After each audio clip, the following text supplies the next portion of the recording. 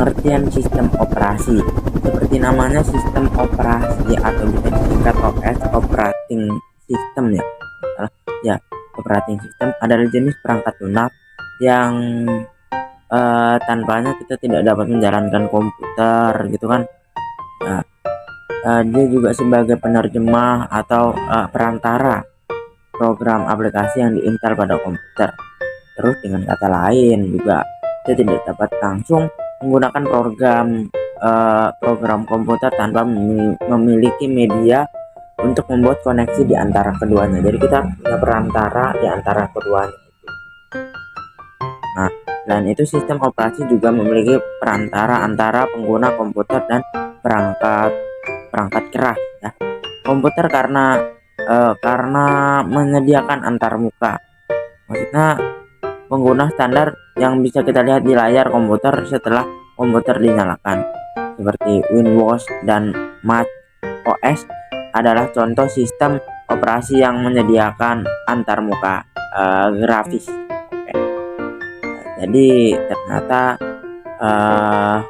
meskipun sistem operasi itu sendiri adalah sebuah program untuk perangkat lunak yang memungkinkan pengguna untuk menjalankan program atau aplikasi lain pada sistem, kita dapat mengatakan bahwa sistem operasi bekerja di belakang layar untuk menjalankan komputer milik kita. Itu saja. Di sini saya akan menjelaskan fungsi sistem operasi. Yang pertama adalah manajemen memori. Sistem operasi ini mengelola memori yang bisa berupa primer maupun sekunder. Contohnya yang berada dari RAM, ROM, flash disk, hard disk, dan lain sebagainya. Yang kedua adalah manajemen perangkat keras. Nah, di sini sistem operasi ini ada drivernya. Nah, driver ini adalah jenis perangkat lunak terjemahan yang memungkinkan sistem operasi untuk berkomunikasi dengan perangkat. Yang ketiga, menjalankan aplikasi perangkat lunak. Sistem operasi ini menyediakan lingkungan untuk menjalankan aplikasi perangkat lunak. Contoh aplikasi perangkat lunak itu Microsoft Word, Microsoft Excel, Microsoft Word, dan lain sebagainya. Yang keempat adalah manajemen data. Nah, di sini manajemen data ini di sistem operasi dapat dibantu dengan cara menawarkan dan menunjukkan hasil direktori. Yang kelima adalah mengevaluasi kesehatan kinerja. Nah, di sini sistem operasi ini dapat memberikan kita gambaran terhadap kinerja perangkat keras.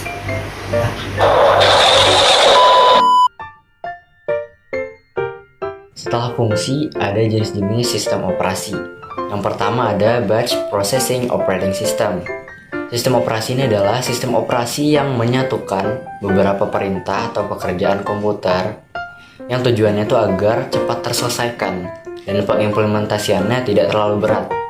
Nah, dalam sistem operasi ini, pekerjaannya itu diproses berdasarkan prinsip operasi FIFO atau first in first out, yaitu instruksi atau pekerjaan yang masuk lebih dulu akan dikerjakan lebih dulu juga, dan urutan penyerahannya itu tanpa campur tangan manusia. Lalu ada Distributed Operating System, yaitu sistem operasi yang menggunakan multiprosesor atau beberapa prosesor untuk melayani banyak pengguna dan beberapa aplikasi real time, dengan tujuan agar bisa memberikan kemudahan pada proses komputasi ke penggunanya dengan akurasi yang tepat. Yang terakhir ada Sharing Operating System, yaitu sistem operasi yang bisa dikerjakan secara multitasking, sehingga penggunanya itu bisa mengerjakan banyak tugas di perangkat CPU yang sama. Dengan kata lain, setiap tugas itu mendapatkan waktunya tersendiri untuk dieksekusi atau dikerjakan. Nah, dengan begitu, semua tugas itu bisa dikerjakan dengan lancar.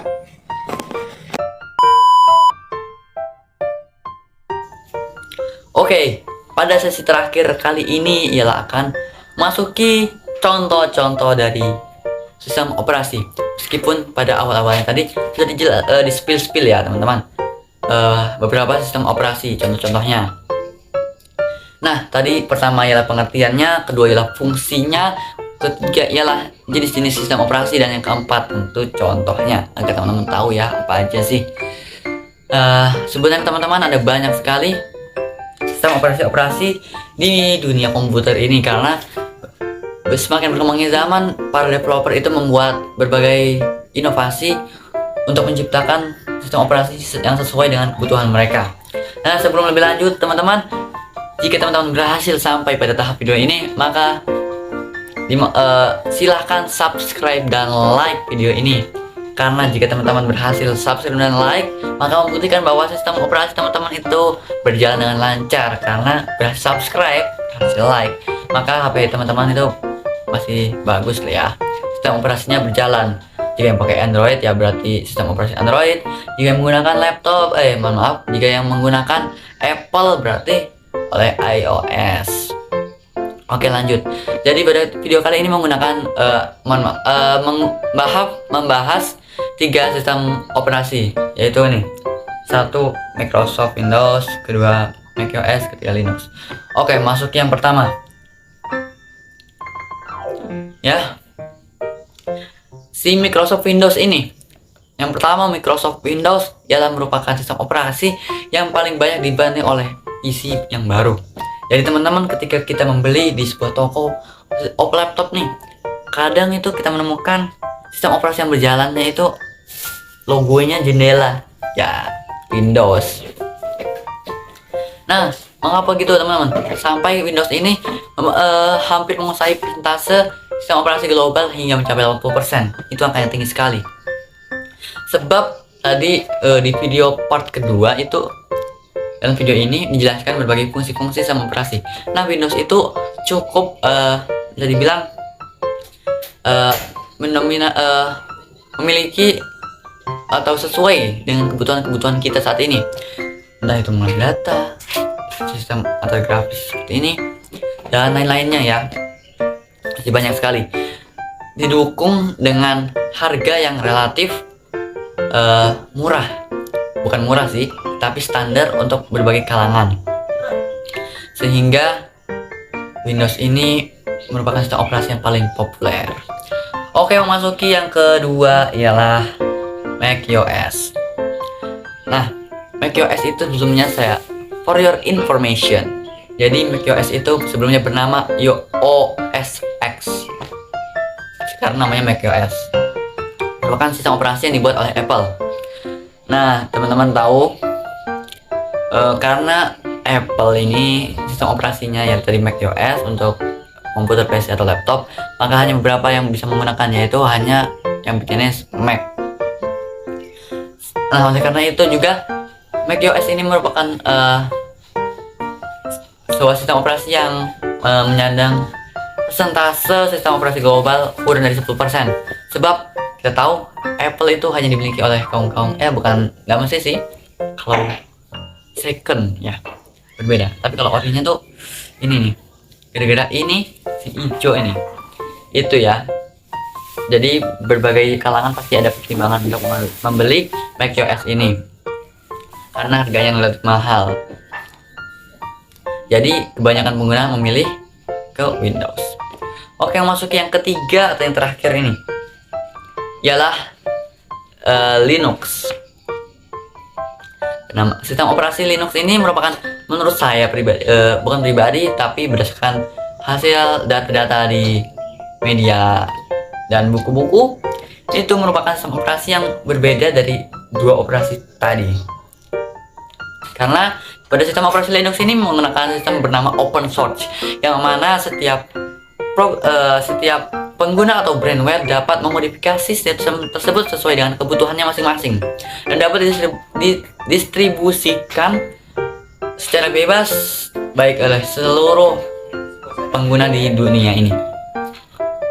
Kalau di Alien bisa nggak ya? Nggak tahu sih. Oke, jadi selain adanya sistem open source, Linux ini merupakan sistem operasi yang gratis dan memiliki banyak versi-versi penyedianya. Nah, namun meskipun seperti itu, Linux ini hanya menyumbang persentase sistem operasi global kurang dari 2% berdasarkan data yang didapat. Tapi meskipun relatif kecil angkanya, banyak server yang menggunakan Linux karena jauh lebih bisa dikasih kustomisasi. Oke, sekian dari pembahasan sistem operasi kali ini. Semoga bisa bermanfaat, dan jika bermanfaat mari bisa disebarkan kepada teman-teman sekali, sanak saudara, untuk bisa mengetahui bagaimana kenapa sih laptop kita bisa nyala, apa penghubung antara hardware dan software, dan selebihnya. Semoga bisa bermanfaat. Sampai jumpa.